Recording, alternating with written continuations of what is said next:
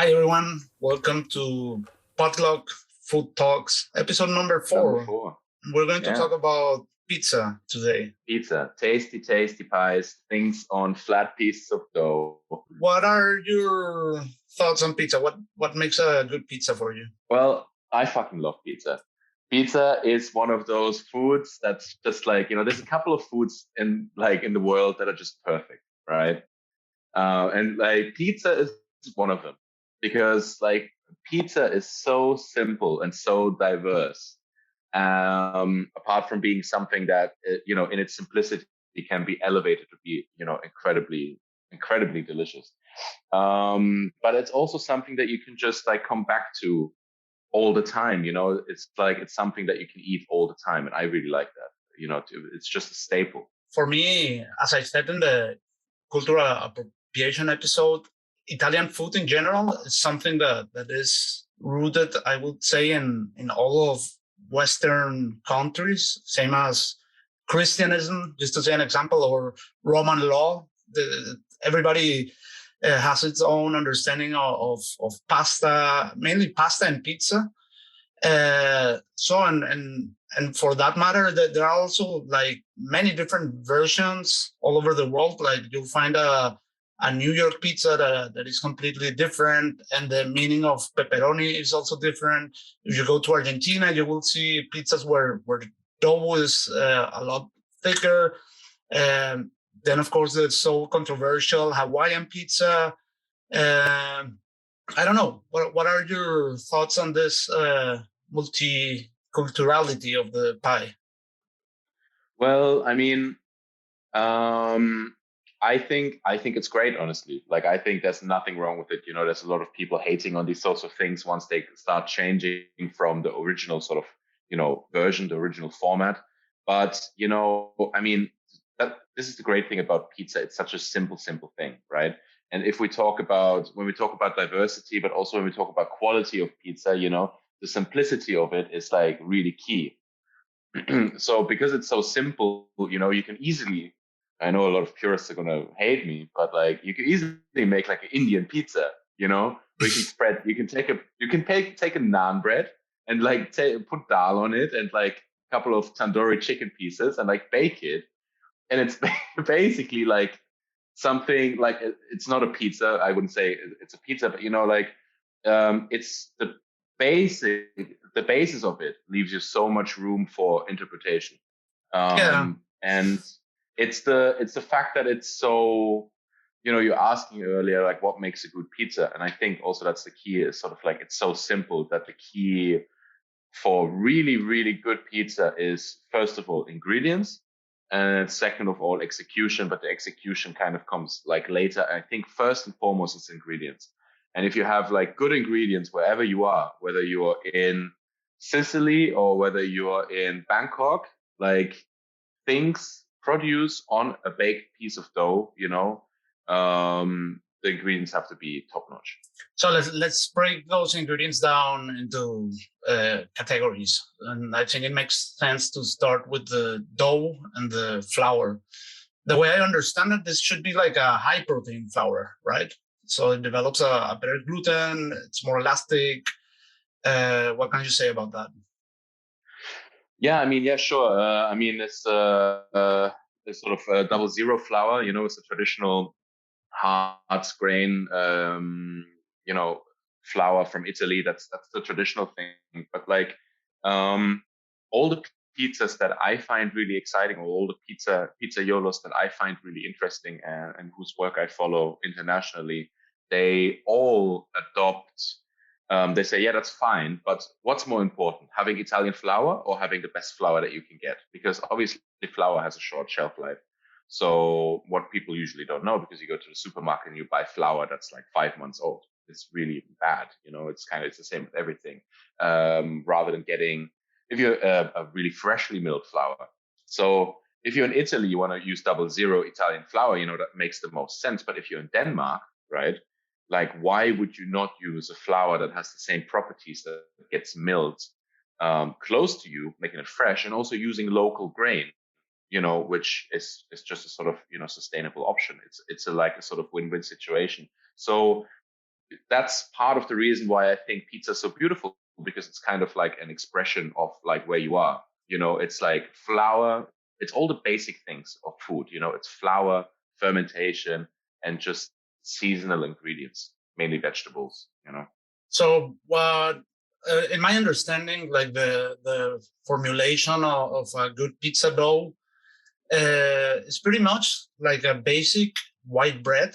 So something I've done that has worked for me when I hadn't had like a recipe at hand and I just had to improvise, so to say. I would take like a normal baguette recipe and add replace a percentage of the water with olive oil to give it elasticity.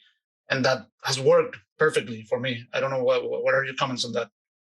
I mean, so as you know, like I spend quite a lot of time baking, and also baking with natural leaven. And I could never really get pizza that I was like pizza dough to work in a way that I was very happy with. And so, like through the research that I did,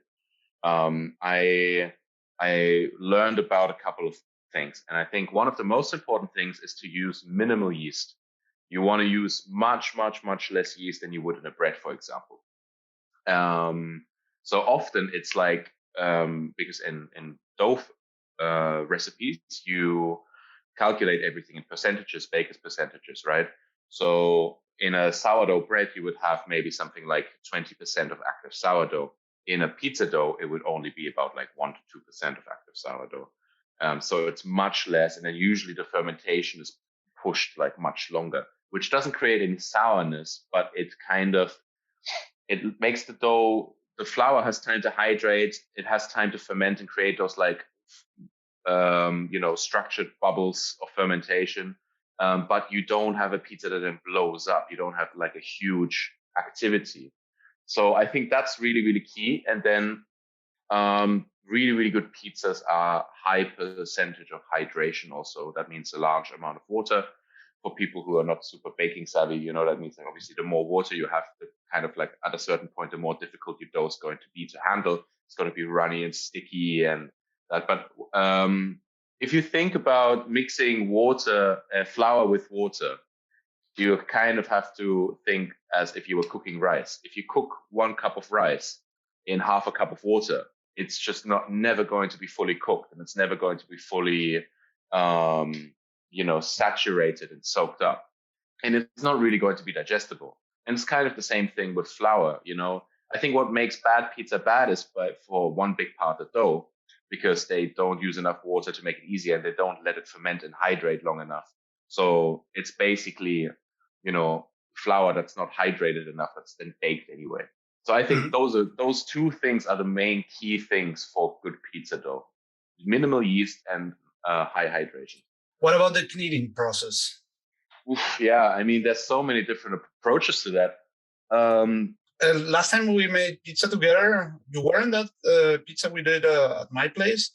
Yeah. There were, well, I tried for the first time a dough recipe that didn't require any kneading at all, just making the fermentation time longer. I remember this was like 2 days, if I'm not wrong, like a really long fermentation time.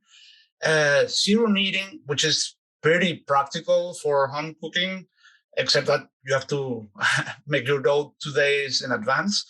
But this was a great pizza dough, I remember. And I've never done something like this without kneading. I remember it was just putting the ingredients together, like if you were doing a cookie. And the other thing that was also kind of new for me, I had this prejudice that fresh yeast is always better than dried yeast, and not at all. We did this dough with dried yeast, and it worked out perfectly. Yeah. I mean, the no knead method, it's like, like I said, there's so many approaches to it. When I was baking bread, I was always doing no knead. There's a process that happens. People think that when you're kneading, you're creating gluten, but it's not exactly true necessarily that much. Mainly like what you're doing when of course you are stretching gluten and stuff, and like that's all fine. But when you're kneading, you're forcing the flour to hydrate. And gluten creation is something that happens naturally when flour gets mixed with water. There's a process that's called autolysis, where you can literally take some flour and some water, mix it together, let it rest. And then after about an hour or so, I would say minimum an hour, you can also push this much, much longer overnight, whatever, depends on your recipe. If you take this unkneaded dough, you can already stretch it because the gluten is already created. So that for one, and then also fermentation makes the dough stronger by itself. It helps the strength of the dough. So yeah, I mean, um, but a lot of people, they do knead the dough, and it's kind of like, but the pretty much all the pizzaiolos that I follow that talk about their process, it's usually always about a 2-day process of making the dough. They mix it, they sort of like knead it to help it hydrate, and then they let it rest. What you then can do by letting it, after letting it rest, every now and again, you can give it a turn. That means you like sort of, wet your hands a little bit and pick up the dough and kind of fold it into itself to help sort of like layer the gluten. It also distributes the heat inside of the dough.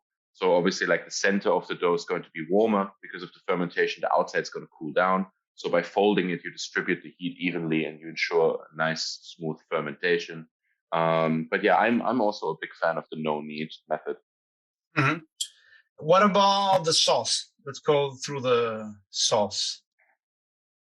Yeah, the sauce. I mean, what do you like? What sort of sauce do you like? Well, this is again something that I learned relatively late. I would always like cook sauce, like a long time cooking sauce, and then uh, a pizzaiolo friend showed me how he did it. He would just take high quality canned tomatoes, add a garlic, some oregano, and perhaps some olive oil, blitz it, and use it raw, just enough to make like a super thin layer on top of the dough, and that's it. And that Yeah. really gives this distinctive traditional pizza flavor, I think. Yeah, totally. I had exactly the same situation. I always thought, oh, you make a sauce, you cook, like you sweat onions and garlic and you add all this stuff. And then you cook it down a lot. And then I realized that I know it's just about, because canned tomatoes, a lot of people think that canned tomatoes are, like not a good product, but there's canned tomatoes that are extremely high quality. Agree, 100%. Yeah, and those tomatoes, they're picked when they're super ripe and perfect, and then they're preserved. That's exactly what it is. And I agree. Like I really like this style of raw tomato sauce. I like it when you kind of let it through a moulis, so there's like still little chunks of like the tomato inside of the sauce. Yeah. And then I season it with salt, sea salt, and garlic, of course, and a little bit of oregano. And like you say, it's just a thin layer. I feel like it's one of the biggest mistakes that I've definitely made and that people make when making pizza is that they just load the pizza up with sauce and ingredients, and it's like just fully loaded and it never comes out right. But like talking about sauce, I really distinctly remember when I was in school, we did an excursion, we did a trip to Rome, and in Rome there's these street carts that sell like a pizza that's basically only tomato sauce. And I remember eating this pizza. You got it for like a couple of euros, just a slice on the go. But the tomato sauce, it was like really sour, like sour and fresh and fruity. And it had this really, really particular fresh sour tomato flavor. And I thought that was so incredibly delicious. So ever since then, I really like the raw tomato sauce. Mm-hmm. And then the other super basic ingredient I would say is the cheese. What can you say about the mozzarella cheese, or is it allowed to use other type of cheeses? Would you go to jail in Italy for that? I think you would go to jail definitely, and you would suffer. You would suffer the wrath of Italy. Pizza Nazis. Yes, exactly. They know about you when you arrive. They know. But I think so. I kind of I'm a little bit on like both sides of the river. I think it has to be mozzarella for a lot of it, right? I think like if you and me were to open a pizza place like next month, there has to be like, what is our staple? right? It has to be a margarita, no? Of Like if course. you're just how you would judge a good bar by like a how good their whiskey sour is or how good their whatever is, or how good their Negroni is. A good pizzeria, should be judged by how good their margarita is because there's nothing to hide. And you have to have mozzarella. But then that being said, I also don't necessarily think it's the right thing to just import mozzarella. You can do it like Christian Puglisi, who's got one of my favorite pizzerias in the world, based in Copenhagen, who, makes his own mozzarella from local milk, from local high quality raw milk, and I mean, what could be better than that? That's exactly the quintessence of pizza. It's local ingredients at the highest quality. Yeah, and I think Best is a perfectly good example for that. Everything you have just said about getting local flour, local mozzarella, and so on, but at the same time being very respectful with Italian pizza tradition, having the right ovens, the right technique, and so on. I have to say, I went to Best in Copenhagen, and it's the best pizza I've had for sure in Denmark. Yeah. Yeah. Did you have the potato one?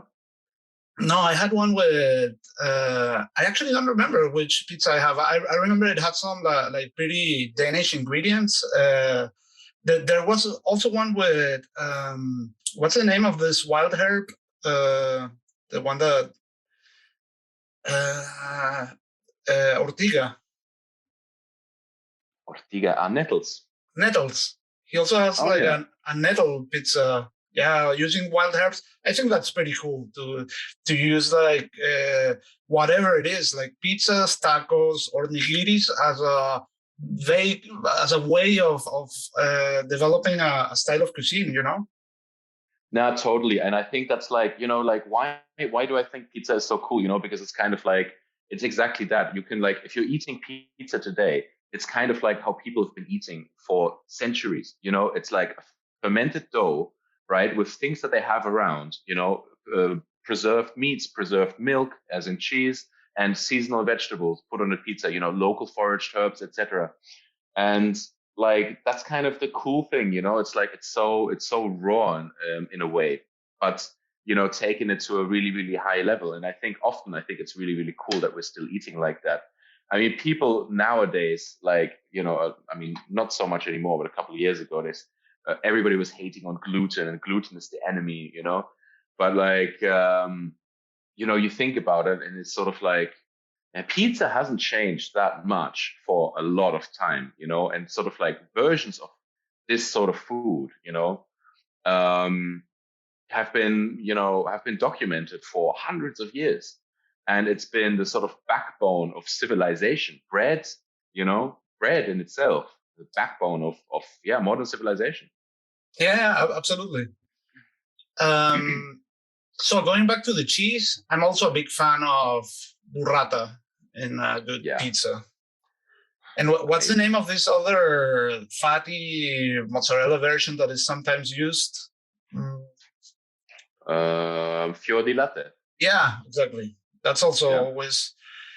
And my favorite pizza, I would say, is capricciosa, probably. Yeah. And Diavola. I always go for one or the other. Like I always go for Diavola also. I love it, Diavola since I was a kid. Yeah. Yeah, I would agree. Like I mean, but then again, I kind of like going to a pizza place, and I feel like pizza places often they have like a daily special, and I usually always go for that. One of my all-time favorite pizzas is pizza with cima di rapa or like broccolini, and that like salchicha, the like fennel sausage that they make, the pork sausage with fennel seeds. Nice. And that's like a super classic combination, but it's just so extremely tasty. It's so simple, so simple. Other good places here in San Sebastian, Humo, which are 3 former Mugaritz chefs.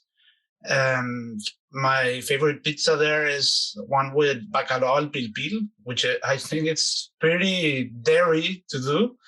to take bacalao al pil pil, putting it on a pizza, and that it actually works. I think that that's the most difficult thing, to make something like that work, because it's pretty easy to mess up with conceptually and also technically, like a combination like that. Yeah, for sure. Yeah, definitely. But like, that's a delicious pizza. It's just like everything you want in a pizza. And but they make good pizza in general. You know, they just nail it. I mean, I really remember the anchovy pizza also, and it's just like, well, first of all, the dough is very good. The baking is very good. And then they just put like top-notch ingredients on it. You know, the sauce is good, and then super like really nice, delicious, high quality anchovies. And it's just super delicious. They do a really good job. My one couple of my favorite places um, are in based in London. I have two of my favorite pizzas that I've ever had are in London. One is called Franco Manca. Franco Manca. Now, anybody who's ever been in London will probably have heard of Franco Manca. They started very small. I think they started in Brixton Market. But now they have lots of locations. They really branded out. But I went back, I think this beginning of this year actually, and I had it again. And I had actually that pizza that I told you about with the salchicha and the broccolini. And it's just super good. And why is it good? Just because like the dough is like charred and airy and light, and the ingredients are just fantastic. And then there's another place in London called Bravo Ragazzi, which again is just super nice. They make a really good calzone. Do you like calzone? Are you a calzone guy or? I, I I used to be more when I was a kid. I would always order calzone, but in the last years, no, not anymore. I always go for capricciosa. Yeah, you know, I'm the sort of guy like if I go to a pizza place and it looks good, I always have this like tendency of ordering a normal regular pizza and also a calzone just to see what it's like. Okay, just to measure the level. Yeah, no, just because I'm curious, you know, so I want to see. I actually I tend to go. There is always a pizza with the name of the restaurant, and I think that's always interesting also to order that, because I mean there has to be a reason they named the pizza with the same name of the restaurant. It's probably That's something true. like the owner or the chef really likes. Yeah, exactly. Yeah, that's true. Actually, I never thought about that. There's always a pizza called after the actual restaurant. Oh, Yeah, other places that I could recommend is Parking Pizza in Barcelona. It's like a really cool concept.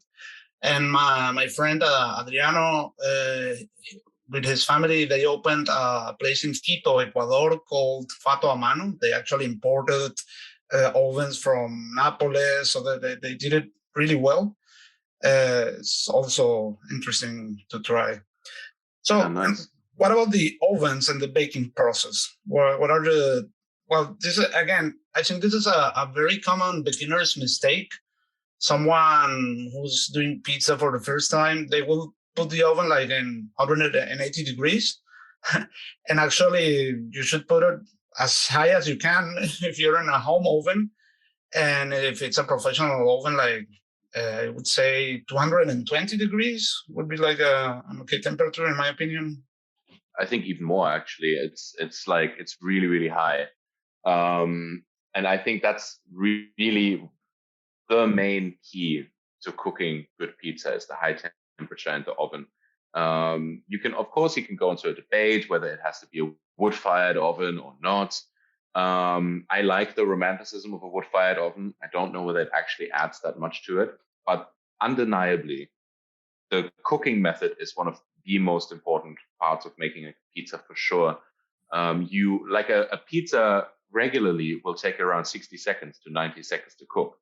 You know, you put it in, it's just like if you don't get that, if you don't have a base of an oven that has stored a lot of heat and you don't have a blazing heat, you will never get the rice. You just get a solid sort of like piece of dough, which can still be fine, but it's just not what you want, you know. Otherwise, you'll never get those air pockets and that char. You'll just overcook your dough, and it'll get really tough because by the time it's cooked, you know, or by the time it's got color, it's like super overcooked if you just cook it. I think it's impossible to cook a good pizza in your home oven, to be honest with you. Like unless you do like a tray pizza But like a traditional Neapolitan pizza, it's pretty much impossible. I've tried, No, putting baking stones inside and stuff, and it's really hard. yeah, I was going to say that. Like a baking stone with a home oven size helps a lot. And if I were to do a pizza at home, well, like I've done before, as I said, maximum temperature, uh, really letting it preheat, and having a peel at hand to put the pizza in and out of the oven. Yeah, for sure, for sure. I personally think you're like better off when you're baking pizza at home to make like a sort of like tray pizza, like grandma style pizza, that you could see in New York a lot, or also kind of similar to pizza al taglio, which is very popular in Rome. I mean, for pizza people who don't know, pizza al taglio, basically square sized pizza that you buy the sort of like square slice, famous especially made famous by people like Gabriele Bonci in his restaurant Pizzarium. Really really fantastic. I mean, he was also one of the pioneers of really elevating the ingredients that get put on pizza, because for a long time the pizza was a very cheap thing, and he kind of brought it back then. I mean, it's many years ago, but he's very famous now anyway. So. Have you tried this wooden portable home ovens that works with pellets? Oh yeah, like Oni and those sorts of ones. Uh-huh. Yes, I have tried them a couple of times, and I thought they were actually really impressive. Yeah. There's Gosnes, no, and there's Oni, and I thought they were fantastic. I really want to get one, and they produced really really good results. Yeah, I think it's the best way you can do a pizza at home is with one of those. 100%. Yeah. And then but like pizza, there's like nowadays there's so many cool variations of people doing pizzas in their own style. I mean, there's the whole like movement in Japan who are very based on like classic Neapolitan pizza, but with like a real sort of sense of purity. I mean, obviously in the States there's there's obviously in New York and all around the States, pizza is a staple, but especially people like Anthony Mangieri with Una Pizza Napoletana, who was in New York and then in San Francisco and then back in New York, like just kind of putting their own spin on it. There's really cool videos of Anthony Mangieri actually on YouTube, where how he makes his dough, how he works the oven, and it's really fascinating to see. We talked about Christian Puglisi in Copenhagen. To mind for me also comes Kobe Desmeraldas, who had In the Wolf in Belgium, very famous Michelin star restaurant. Great who's restaurant.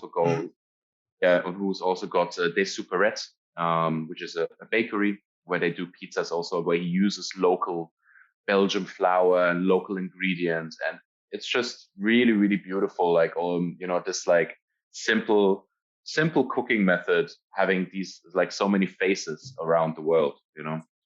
There's also like a bakery that does an amazing pizza called El Pan de la Chola in Lima, Peru. That's also a very good one. Yeah. What's the pizza like? What's on it? I mean, they also made their own sourdoughs. It's like a pretty handcrafted bakery with many different types of bread. And they go classic. There's nothing crazy about it. Napolitanas and quattro stagioni and so on. No ceviche pizza? No chocolo pizza? No. What are your thoughts on that? On adding pineapple to the pizza, these kind of things? I don't know. I think it's okay. I think like I mean, in the end, I think people should do what they want to do. And like pizza with corn on it, hey, why not? Like don't call it traditional Neapolitan. It's like what we were saying about appropriating things. But hey, in the end, if you're making a nice dough with nice ingredients on top of it, and you're feeding it to friends or people who are enjoying it, what's wrong with that? I think it's great. Yeah, I agree. There are also like this, I don't know how to call them, like crazy non-traditional pizza places that you go there and they add whatever they feel like. And the dough is also like a creative way of doing a pizza dough. And I think that those places are nice in their own way. But as you say, I wouldn't put them to compete with pizzerias. I would say this is like something else. Yeah, yeah, it's kind of hard to sort of like at some point, it's like the example I was doing earlier, like if an Indian place started like putting things on naan and baking it like a flat pizza, you couldn't really call it pizza, you know?